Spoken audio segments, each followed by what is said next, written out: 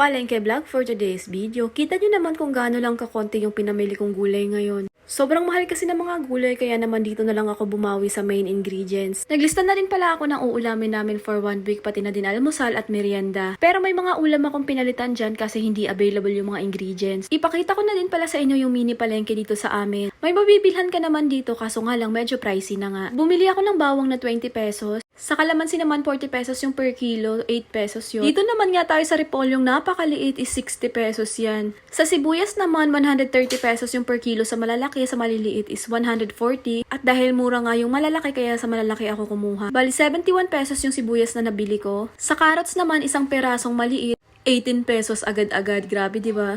Sa kamatis naman, 4 na peraso, 16 pesos naman yan. Luya, 7 pesos. Bumili na din pala ako ng munggo, 1 for 25 pesos. Kabili na din pala ako kay ate dyan ng Tasty Boy, 11 pesos. At bihon, 45 pesos naman kalahati. At dahil may nakita akong baby potato, kaya bumili na din ako. Bali, 22 pesos naman yung binayaran ko. Bali, yung total pala lahat ng binayaran ko kay ate is 295 pesos. O diba, 295 agad-agad yun, napakakonti lang. Pagka-uwi namin ng bahay, inasikaso ko na agad to mga pinamili namin. Sa kangkong pala, 15 pesos yan at meron din akong talbos ng kamote, 10 pesos. Noong mga nakaraang buwan nga ay tuwang-tuwa talaga ako dahil napakamura ng gulay. Pero ngayon, bawing-bawi naman sa sobrang mahal. Kita nyo nga yung repolyo na yan, 60 pesos agad. Pati yung carrots na isang perasong maliit is 18 pesos. Hindi nga lang mga gulay yung nagmahal ngayon, pati nga yung bigas, na dati yung binibili namin is 40 pesos yung per kilo. Ngayon, ang pinakamura sa tindahan dito na malapit sa amin is 48 pesos na. Sa rambutan pala, bumili din ako ng 1 kilo, 50 pesos.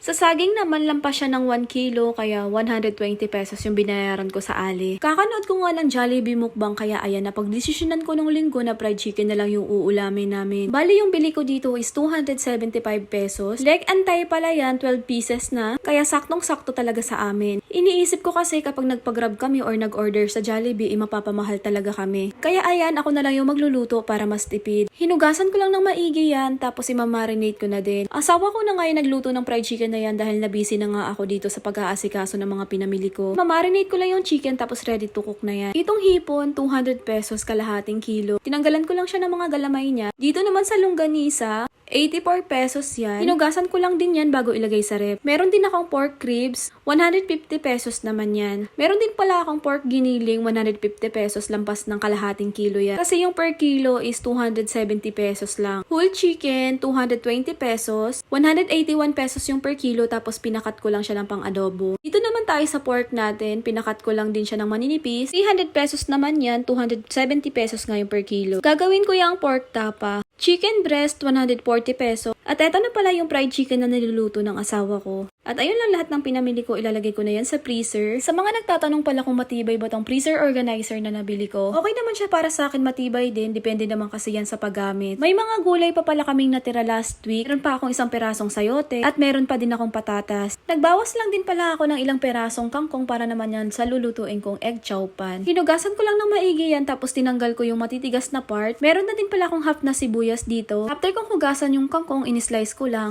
Tapos, sineparate ko yung matitigas na part at yung dahon ng kangkong natin. Uunahin ko kasing igisa or lutuin yung matitigas na part ng kangkong para sigurado tayong lutong-luto. After kong hiwain yung kangkong, yung sibuyas naman yung hiniwa ko. Habang ginagawa ko nga yan, nagpainit na ako ng mantika sa kawali. Meron din pala akong 2 perasong itlog, binatil ko na, tapos lulutuin natin yan. Halu-haluin lang natin para mag-scramble siya at hindi magbuo-buo. After ko lutuin yung egg, isusunod ko naman tong sibuyas. Tapos, isusunod naman natin tong matitigas na part ng kangkong. Igisa lang natin ng maigi. After nyan, isusunod naman natin tong bahaw. Tapos, bali sa pampalasa nyan, ang ilalagay lang natin is oyster sauce. Maglalagay na din ako ng konting asin, pampalasa. Tapos, halu-haluin lang ulit natin. Yan kasi yung mga cravings ko nung mga nakarang araw pa. Kaya ako na lang yung magluluto kaysa umorder sa labas. After nating igisa yan, ilalagay ko na tong dahon ng kangkong natin. Tapos, halu-haluin lang ulit natin. After nating mahalo, ilalagay ko naman tong in-scramble nating itlog. Pwede palang giniling yung ilagay mo dyan, or kahit chicken pwede din. Hinalo-halo ko lang at luto na yan. Sobrang bilis lang naman lutuin ito at matipid pa. Pagkaluto ng sinangag natin, okay na din tong fried chicken kaya hinango ko na din. O diba, solve na naman yung cravings namin pero hindi kami gumastos ng napakamahal. Sa panahon kasi natin ngayon na napakamahal ng bilihin, kailangan talaga nating maging practical. At ayun lang for today's video. Thank you for watching. Follow me for more videos. Ingat kayo palagi. God bless. Bye!